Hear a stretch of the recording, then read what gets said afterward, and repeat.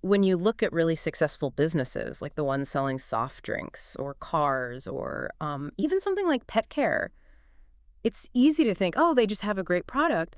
But often, if you dig a bit deeper, there's something else going on, right? A kind of secret sauce. Absolutely. That secret sauce is almost always about how they build their customer base, their marketing strategies. It's often much more than just the thing they sell. It's how they sell it. Exactly. And who they sell it to. And that's really what we want to get into in this deep dive. Our mission today is to unpack some of those core principles, maybe some surprising details behind how businesses connect with customers and, build that lasting success. Yeah, from the huge global players right down to the more specialized providers. We're aiming to sort of distill the key nuggets for you. And we're drawing insights from business strategies, marketing, and case studies. It's got some great stuff on marketing fundamentals and some really interesting real-world examples. Perfect. So let's jump right in. Let's do it. Okay, so thinking about the foundation, marketing. It seems absolutely fundamental for any business wanting to build a customer base and succeed long term. But what is it really that sets a brand apart, beyond just having a decent product? What's the deeper play there? Well, a classic example and a really powerful one is Coca-Cola. I mean, they're not just massive in sales. They're globally recognized as masters of marketing. And their core strategy, it isn't really about selling fizzy drinks. Right. It's something else. It's about advertising an emotion, a feeling. A feeling? Like, Yeah. what kind of feeling are we talking about? Think about their ads. It's often about bringing family and friends together, Yeah. sharing, happiness, that kind of thing. Ah, okay. So less about the taste, more about the experience around it. Precisely. The focus is squarely on brand building, not just pushing the product. They want you associating Coke with those positive moments, those feelings. That makes sense. It's about embedding the brand in people's lives emotionally. Yes. Okay. Creating that experience. And they've been doing this for ages. How have they kept that message fresh? Especially with how media has changed so drastically. That's a great point. They've shown real agility. I mean, for decades, they dominated traditional media, TV, newspapers, magazines, billboards, all that. But now, they're heavily into online channels, especially social media. They're constantly adapting how they cultivate that emotional connection. So it's a continuous evolution of the same core idea. Right, keeping the feeling relevant. But even for a giant like Coke, with all this sophisticated emotional marketing, it still boils down to the basics, doesn't it? Oh, absolutely. You still have to do the groundwork, identifying your target market, doing the market research, figuring out how to promote, effective managing the product's life cycle. Yeah, those fundamentals. Those marketing fundamentals are essential. No matter the scale, no matter the product or service, Yeah. you need to know who you're talking to and what matters to them. Okay, so Coke nails the emotion. Let's pivot a bit. What about a company that makes something really tangible, like cars? How does a manufacturing giant like Volkswagen scale up and go global? What's their approach? Volkswagen. Yeah, that's a fascinating story of scaling. It's a German company, started back in 1937. And famous, of course, for the Beetle, which was literally called the people's car.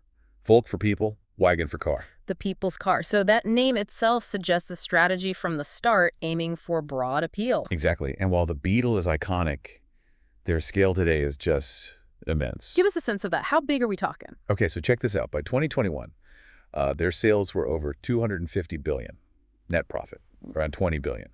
And they employed, get this, over 660,000 people worldwide. Wow, 660,000 people? That's huge, more than the population of some cities. It really is. It shows the sheer scale of their global operation. Yep. And their main products are passenger cars, commercial vehicles, parts, service centers, a whole ecosystem. Incredible. So how did they actually start expanding beyond Germany? Was it like an overnight thing?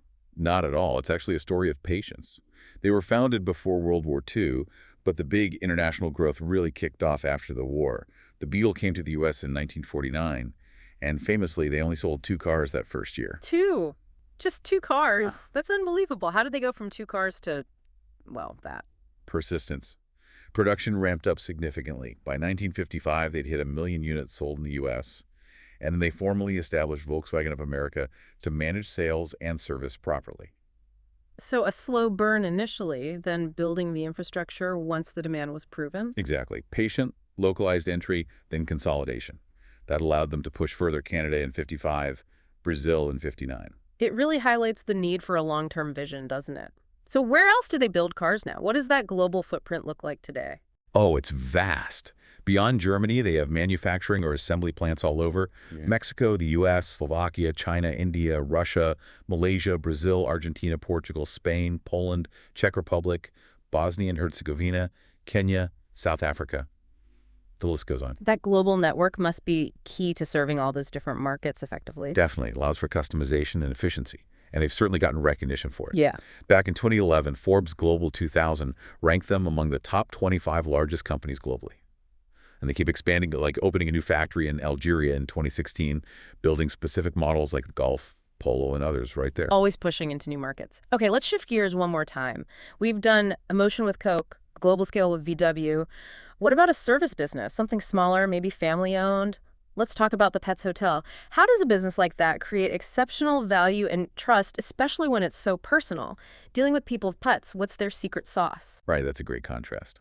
The Pets Hotel is a really interesting case for niche excellence. It's family-owned, run by the Cleghorn and Hill families.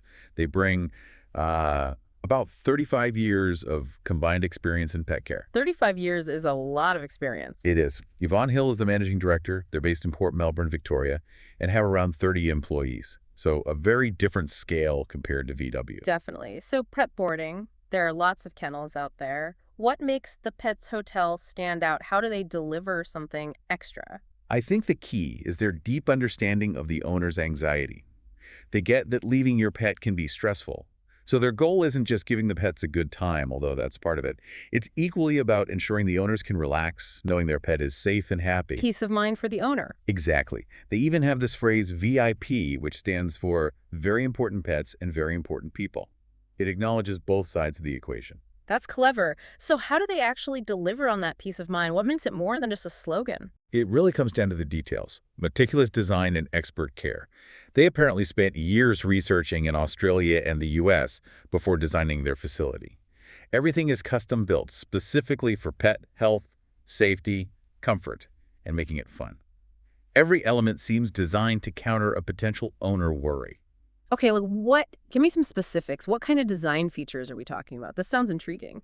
Well, for instance, they have things like advanced air quality systems, a state-of-the-art aircon that provides continuous, draft-free fresh air, replaced multiple times an hour, plus a special ventilation system designed to stop smells and airborne germs spreading.